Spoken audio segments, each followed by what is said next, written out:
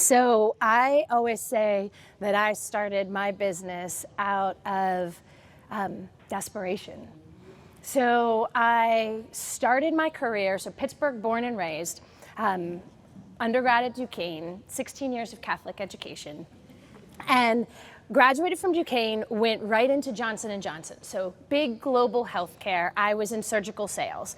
And while I was a good salesperson, what I loved most about my job was mentoring new hires. So J&J had a great mentoring program where good salespeople mentored new hires, good division managers, all the way up. And I now, through the lens that I have at this age, I say I fell in love with adult development. But I didn't know it at the time. What I knew was that I loved developing people. So I should be a manager, right? Isn't that what managers do? They develop people.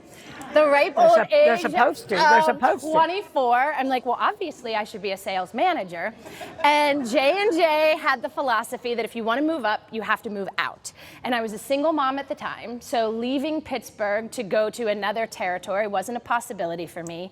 Went through a recruiting firm, landed at Bayer. Still big global healthcare, this time as a sales manager. And it didn't even take me a year to go down in flames.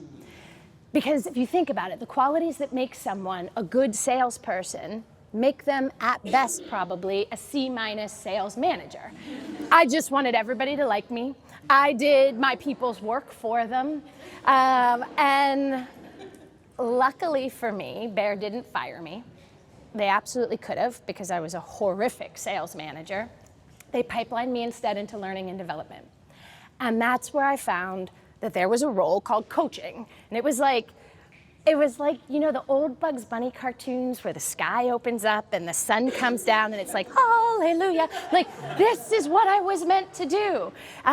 So ultimately, I ended up leaving Bayer, starting my first company at the age of 27, Red Zebra, and it was focused on helping companies engage their millennial talent as they were moving up and becoming their first-time people managers. Because if you think about what happened to me, whose fault was it?